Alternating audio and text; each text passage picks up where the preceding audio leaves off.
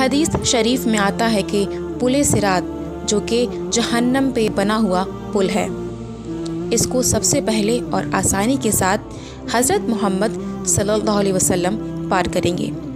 हदीस का मफ़हूम है कि क़यामत के दिन जब तमाम इंसान मैदान हश्र में जमा होंगे तो उस वक्त जहन्नम के दोनों सिरों पर एक पुल रखा जाएगा, जो कि बाल से ज़्यादा बारीक और तलवार की धार से ज़्यादा तेज़ होगा।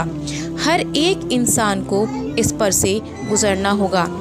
हकीकत पर मबनी बात है, नेक हो या बद, नमाजी हो या शराबी, मुसलमान हो या काफिर, नबी हो या उम्मती, क़यामत के दिन पुल सिरात से गुज़रना होगा, जिसका ज़िक्र सूरह मरियम सूरह नंबर 19 आयत नंबर 71 में मौजूद है।